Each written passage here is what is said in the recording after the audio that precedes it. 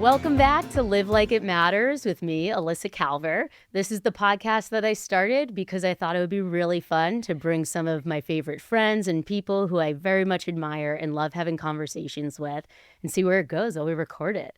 So today I have my very dear friend, Tatiana Ramos here. Thank you, Mama. Better for known having to me as me. Tata and to most. Yes. How are you?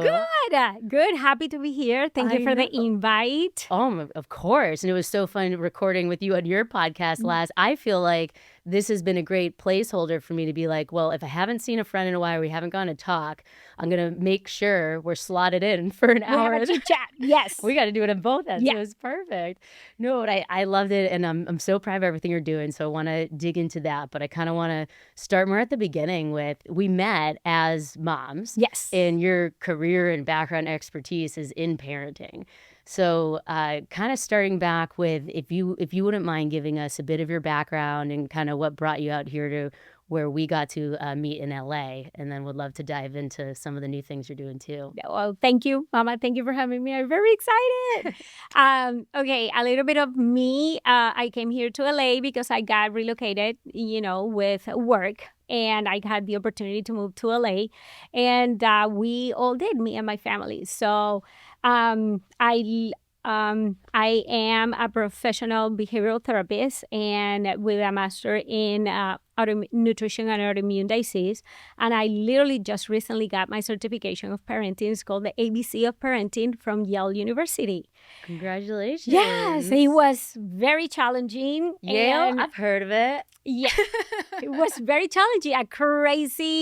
It literally was a crazy moment. A couple of months ago, I got the information via email and I told Mark, I am going to do this.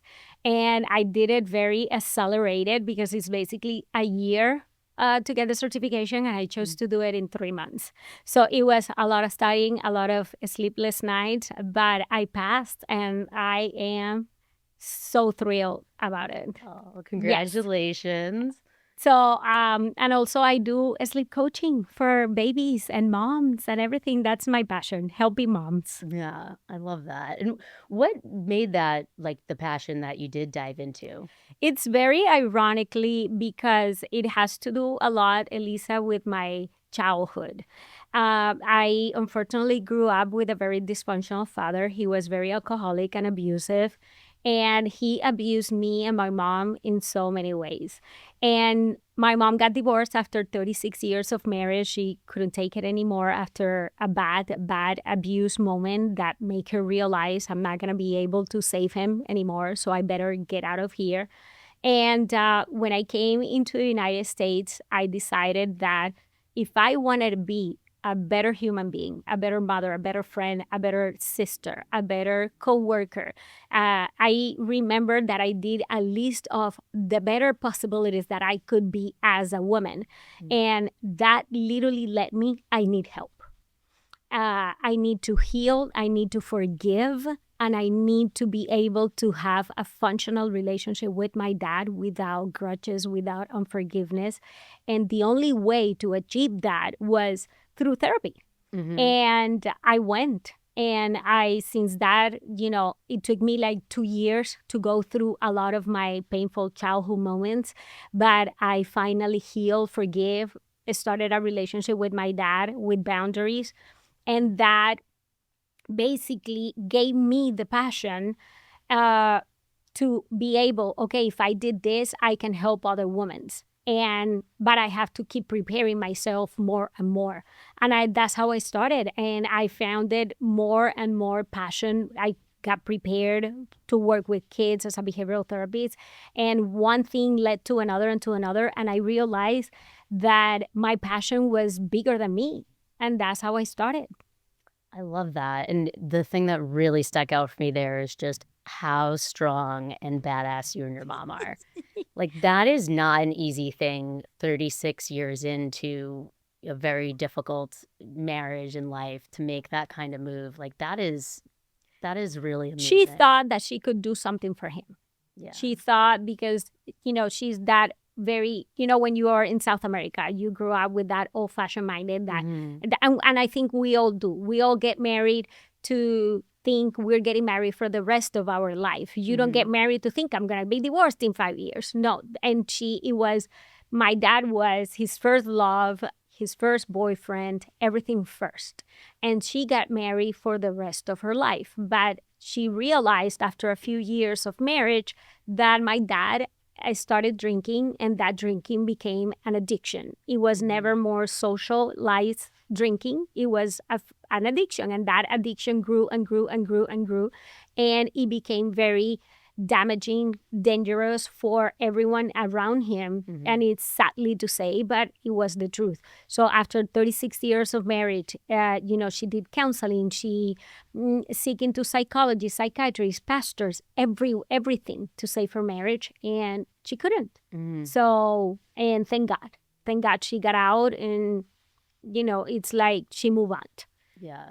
Well, I mean, on this podcast and just in my normal everyday life, we talk a lot about turning pain into purpose. Yes. And I think that that's a way to say it because we recognize that. But I think it's like when I say that, that feels so simplified, because it's so much more than that. Like, taking these things like in your life and then making it your whole life's mission. And it's like really what you've encompassed, how you treat the people around you, how you and your amazing family are now, and all of that. So I just think it's amazing.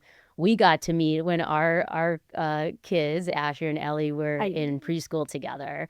And what a special just community that was. And it was one of those things where, because she had been in daycare, and then that's when I got diagnosed and couldn't have her in daycare while I was in my original chemo. And so it was even serendipitous that we ended up at Calabasas Clubhouse because... Calabasas Clubhouse! Yeah, shout out. We love you guys.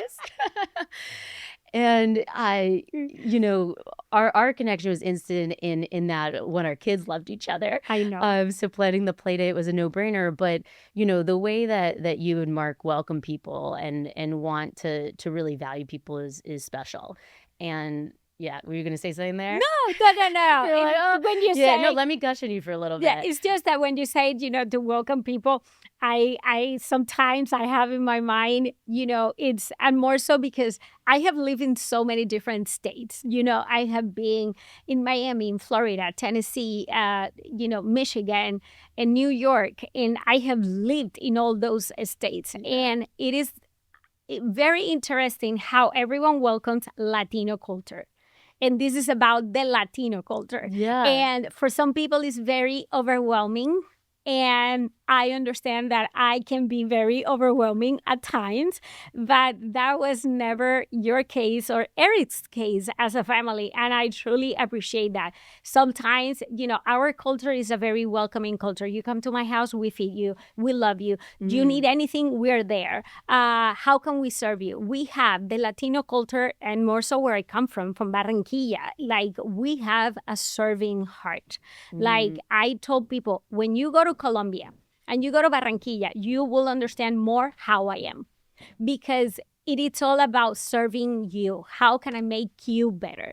It's never about us. And this is who we are. So for a lot of people, that type of culture can be a lot, but it was never, I love that it was never for you and Eric. You guys embraced that. We built an incredible friendship.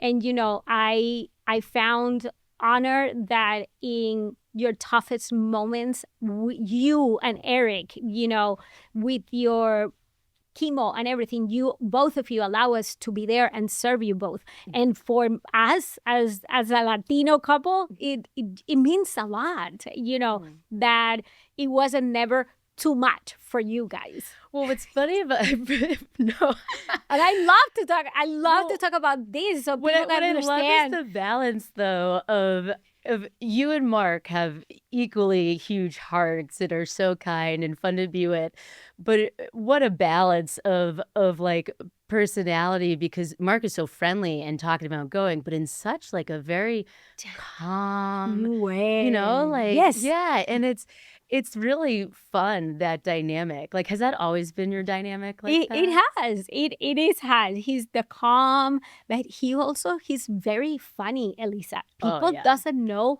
how funny. I told him, I said, you need a podcast just to make people laugh. And because he's freaking funny. He makes a joke out of everything, but he needs to feel not accepted. It's not about being accepted. He needs to feel, how can I put it? Like, in confidence, like, okay, I can be not myself, but I can start making my jokes in this group of people that they don't know me so well. So that's his dynamic. If he doesn't know the people too much, he takes his time to introduce himself, but as soon as it's a go, he's very funny, but he's also calm. And then here I am, the spicy Latina, like he calls me, with the firecracker, and I think we complement each other so well. Well, and I think that's what's so great of, like, you're both so self-aware of what your personalities are, what you both enjoy, like, knowing that he might not be comfortable right away, or, these things. And I think that with Eric and I too, it's like we know those things, and it makes it easier, I think, to communicate as a couple. Because it's like, and it was funny, even that first day before I met you, and Mark and Asher had come over, and you brought the cutest bouquet for Ellie. And then I think you sent an entire cake. I think it was a whole cake. And with the sweetest guy. I know. And like, it was just a play date. It wasn't like a party or anything. But it was so sweet. Like say, let's talk about my culture again. And like I said, this could be too much for some people or other states in the United States, but from others it doesn't. It is very well appreciated, and I don't think it's not appreciated in everybody when you bring something. But for some people it could be a lot. But in Barranquilla, if you're going somewhere, you have to bring something. It's like, how do I change the way I was raised? I can't. You shouldn't. It's wonderful. And I will never do it. I know you wouldn't. And if it is, I always said, because I have had my experience here in LA, and I have to back off a little bit, but I said, okay, I back off, but I cannot change who I am. And this is Tata, the Latino, the loving, the caring, the serving woman, and I just can't change that. Of course. And that's why when Asher went to see Ellie on a little play day, you know what? You have to raise them at a very early age. You need to be a gentleman. You bring little flowers to your little friends, and she's a girl. And, and we're teaching him how to open the doors. And if you go to somebody else's house, you don't go with empty hands, even though if you bring a card or thank you for having me, whatever. But we gotta train him at a very early age. So that's why he brought flowers to Ellie. And adorable. And I sent you a cake. A cake. I love it. Well, and what I love about that is I think that there's a lot of, I've been talking a lot lately with kind of this whole idea that I've added into my keynote conversation of doing a values audit and, looking at these things that matter to us. And so it's like, that's your culture. That's how you live. That's how you want to raise your son to live, how you want, the people around you to know you. And I think a lot of what we do is just, sometimes we don't do it enough and sometimes we do, which I think that's why we work so well is you communicate it. Yes. And so it's not that because Tata brought me a cake, every time I go to Tata's house, I have to bring her a cake. Exactly. Because I'm not as good at planning ahead on things like that. And we don't care.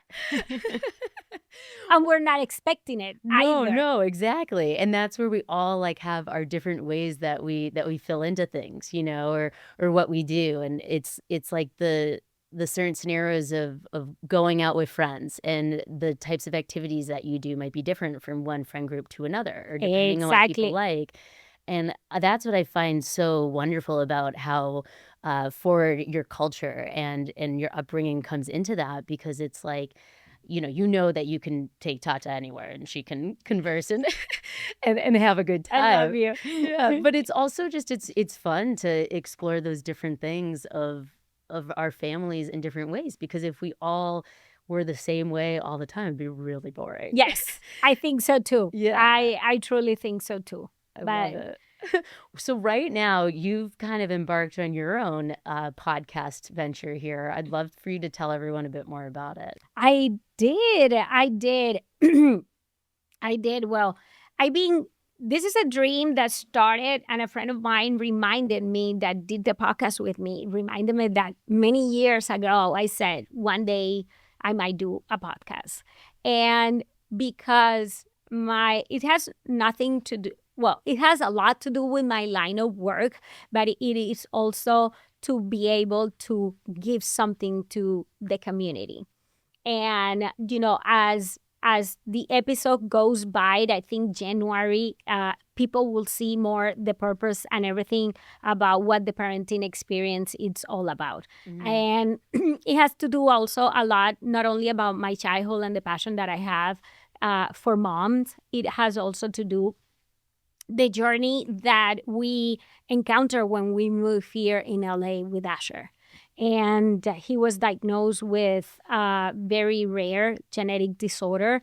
And that genetic disorder brought a lot of developmental challenges. And we were like, even though I have knowledge about as behavioral therapists and everything, I said to Mark one day, I said, I cannot become his therapist. I have to be his mom. And that was very difficult for me to separate when I was seeing his behavior changing and the red flags after he turned 20 months old. It's so many. And then I said, I have to become his mother.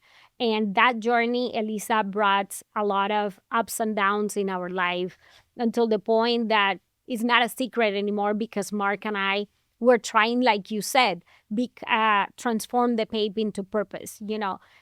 We filed twice for divorce here in LA.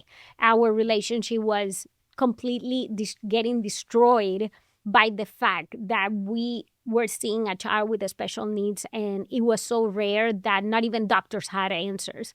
And we had to dig into our relationship, get better, get help. And so we needed to stop focusing on Asher to focus on ourselves, and then put our eyes back into Asher again. So all that journey led me to, I cannot become quiet. I have to do something. I need to start helping moms. I need to start creating awareness. And that's what we're trying to build with the parenting experience. Not only just a podcast for fun. And for those who know me, know that cameras are not my thing. Influencer is not my thing. Babies are my thing. Moms are my thing. But I said, if we create like a nationwide directory that you can found trustworthy doctors, therapists, and when you reach situations like we did, we have horrible experience with doctors. We had an experience of a doctor rejecting us here in LA and told us in our face, well, I don't know what to do, so you may look somebody else. And those things kept us, in an emotional state, like, we were battling, like, how we're going to help him while we're helping us, because it was a lot to travel. Like I was telling Kimberly the other day, when you go to a doctor or the pediatrician, the only thing that you expect is the baby's growing healthy. The head it's round, perfect. The milestone, the vaccines, all good. Goodbye. Our appointment with the pediatrician was 45 minutes to 2 hours, and a list of things that we needed to achieve, and a list of things that needed to be fixed. And this is wrong. He's developing this. He's developing that. Asher has low muscle tone. So all of that led to the parenting experience, to be able to help moms. And I am learning. I don't know it all.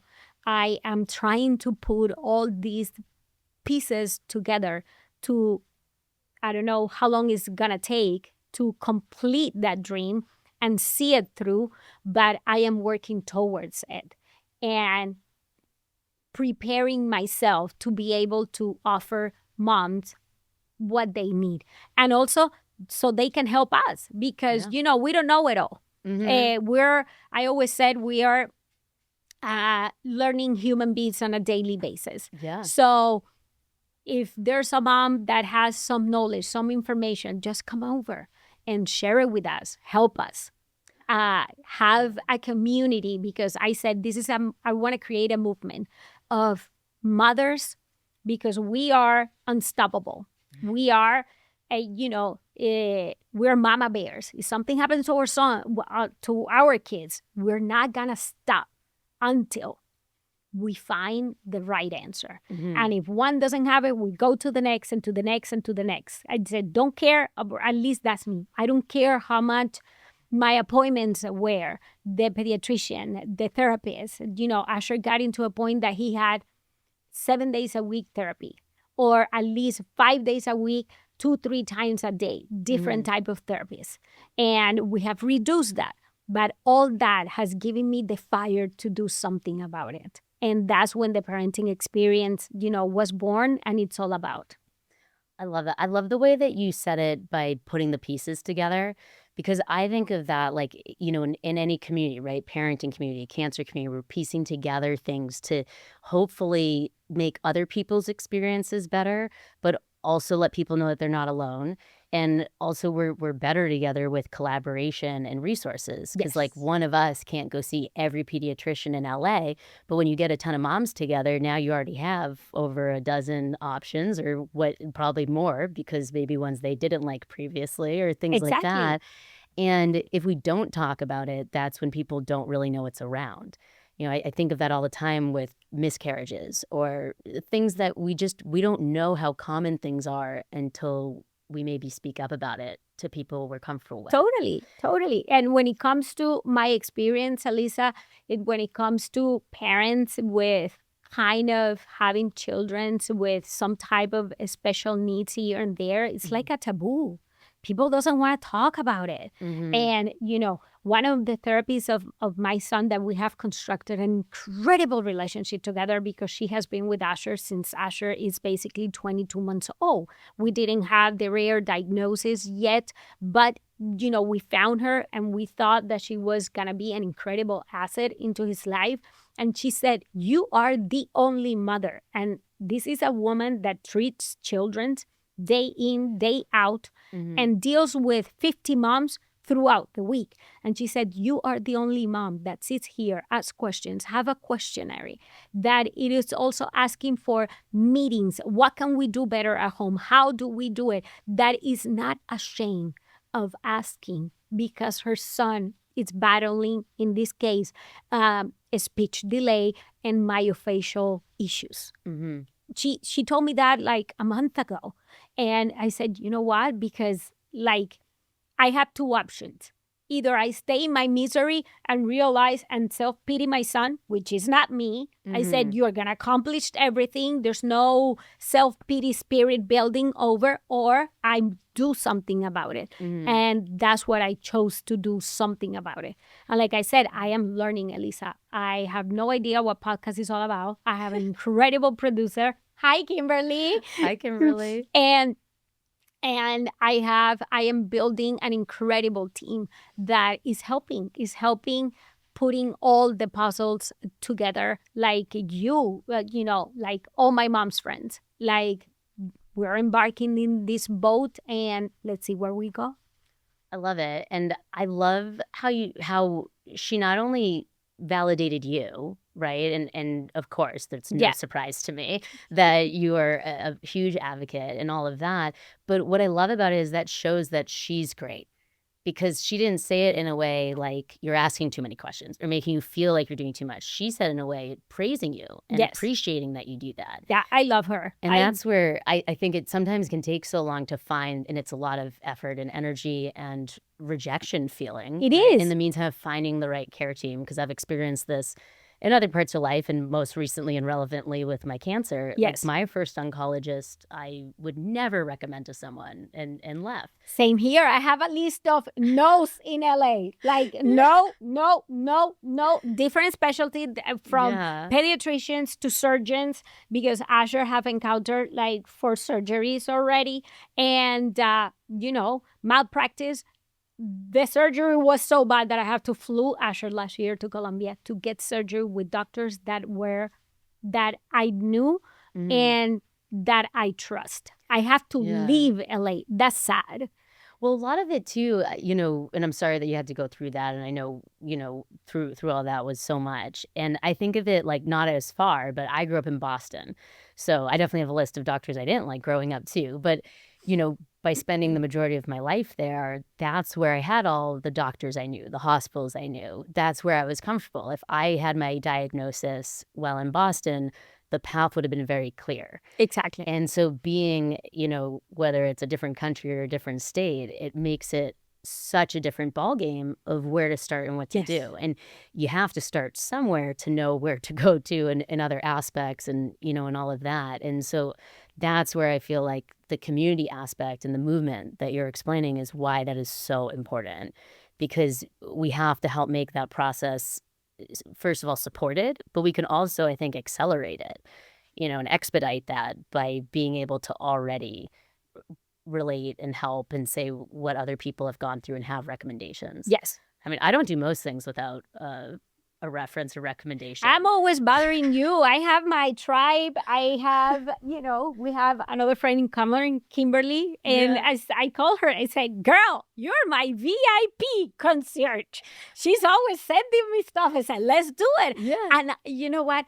I don't think, I always very grateful, and I'm always thanking her for that. Yeah. But I think I'm gonna rethink her a little more, because she has no idea. Like when we were, I don't know, people doesn't know what in that household it's going. And sometimes receiving that love text message that, hey, let's do this together. Hey, there's plans for the kids. And how that can change your life. At least I see it that way. I never forget that. I don't know if you remember this, 2 years ago, I think you were in one of your worst chemos. You were having a skin reaction and everything. Yeah. And I keep texting you, never heard from you. And then I went to Marcy and I keep texting you. And your reply said, Tata, I love you. I receive your message. As soon as I feel better, I respond to you. And he said, but I knew you were reading the messages. I wasn't expecting you to reply back, but it's just that care that we have as moms for each other. That is getting lost, and it sometimes is sad, because we're losing kindness, we're losing compassion, we're losing grace towards others. And that is one of the reasons that, that I want this parenting experience and movement to become all of us strong mothers, there for each other, no matter what. Yeah. At least I rely a lot on my friends. I don't have family here in LA. All my family is in South America, and the closest person, my mom, she lives in Miami. And for me to have friends that become my sisters are so, so important and so valuable to my life. I am happy alone if I have to be. I don't need friends. Sometimes some persons, I don't know if you have heard this, that some persons can be by themselves and they become depressed. I know if I have to be by myself, I enjoy a glass of wine, watching a movie, binging a series. But we're extroverts. Exactly. I don't need that type of validation. That's what I mean. But Sure. But having my tribe and my mom village to say, hey, moms, let's go. Let's do something. Let's do Backstreet Boys together. Yes. It's for me, that is one of the best memories I can build and continue to build as my son grows up. I truly value friendship like they're my sisters. I love that. And I think of that too throughout life. Some of my closest friends in life, I maybe only get to see a couple times a year. But there's certain people in your life that, you can call anytime. Exactly. They're there anytime. When you see them, it's as if you've seen them every day. Totally. And building those building blocks along the way, I just think is so critical. Yes. And this community and movement that you're building, I think is just, one, it's going to help so many people. But I see you light up. And Thank you, Mama. because it's really, you're in your element and you're getting to do something in such a natural, organic way that's true to yourself. And what I love about it being in a podcast format is that you can continually make connections. And I feel like I'm always doing that, where I'll meet someone and be like, oh, that's something I never thought of could totally relate to this aspect of what I talk about here, or oh, I'd love to learn more about this. And I think opening up to that is going to create just such an amazing ripple effect. That's my prayer. That is, Elissa, truly my prayer. And that's why I am not so embarrassed to say I don't know anything about podcasting. God bless me with an incredible producer. And there's more of behind the scenes team. And I think I need a village to put all this together. And I am learning. I am learning on a daily basis to be able, all I can offer is the little knowledge that I have and my experience. If we're talking about, our journey with Asher, our experience as parents, what we went through. And it was a lot for us. Our first 2 years in LA was a lot, till the point that we almost got divorced. We signed papers and everything, but we realized that, that wasn't the solution. And thank God we both are very talkative about it. We had great communication. And that wasn't the exit, because the love was there, the care was here. It's just that we needed some self-care to be able, because Asher's diagnosis and so many, like I said, so many not bad news, but this is going on. The list of the going-ons, let's put it that way. You can't plan for all of that. Things that happen. Exactly. So all of that, the list of going-ons, and that's a good way to put it. Yeah, I like that. I'm gonna stick to that. The list of going-ons that he had, it was one thing after the other one. And I know it's not as devastated as your cancer diagnosis, but at some point we wonder, both of us, is Asher going to be a very functional human being? And that as a mother worries you. And not that if we have to take care of him, not a problem. That's, if that was the end game and God's purpose, so be it. We will embrace that with a lot of grace and say grace and, oh my God, forgot that word. Compassion. Yes, grace and compassion. We and we do whatever it takes to make it work. But we got stuck in the list of aunts without feeding ourselves there.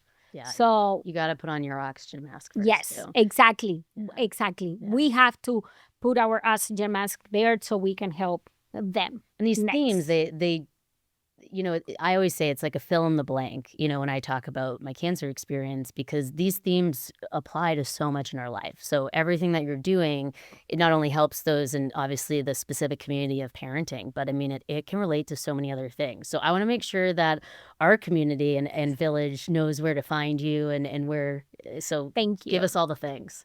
I will. They can find us, in Apple at The Parenting Experience, Spotify, YouTube at The Parenting Experience, and, Instagram. I think Facebook. We have Facebook. I don't even know. We'll put it all in the show notes. It'll all be there. I'll reach out to Kimberly. Facebook, yes. But yeah, we have at The Parenting Experience, on Instagram, and we have, 950 followers. We're a little community. We're growing. I mean, but that was in the course of like a couple of weeks. So it's growing fast. Yes, and it is. I think it's all fantastic. I'm really proud of you. I'm glad we've gone to spend this time together. Thank you, Mom. I think just continuing to grow these things that mean so much to us, that's what becomes infectious. And that's what empowers other people to also have their voice, know who to speak to, know where they want to advocate more for. So, well, you are an incredible example of that.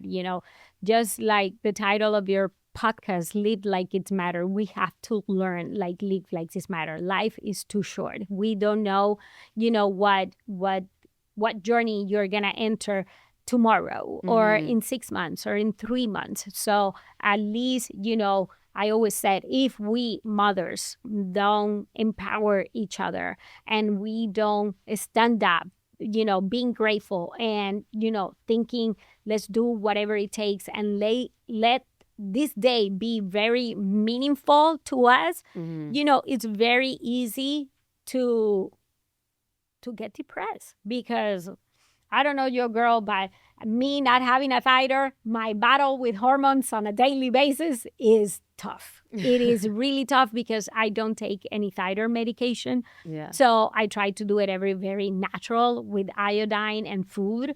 And my hormones are wacko. They might be good today, but not good tomorrow. So that battle goes on a daily basis. So I truly try to live like it matters, work like it's matter, serve like it matters. I love the name of your podcast. So many definitions. Thank you. That's become kind of the positioning theme of what I've been working so much on in kind of my keynote speaking and kind of taking things beyond like, we got this is what I've been living by for the past 4 years, and started realizing that it's all encompassing in other ways. And so it's been so fun to explore that with friends and see how friends are exploring that. And sometimes it just takes for someone to say something like on one or the other and be like, that's exactly it. That's exactly what I think. It is. And you are an incredible, as a mother, I have always told you, Elissa, that I admire you so much because the way you are, not only the way you battle cancer, to raise Ellie is not easy. And in your worst of the worst moment, you are there giving your daughter the best of the best and building memories that she's never gonna forget. And you are healthier than I have ever seen you. And I am so happy to see that. I love you, Mama. I love you too.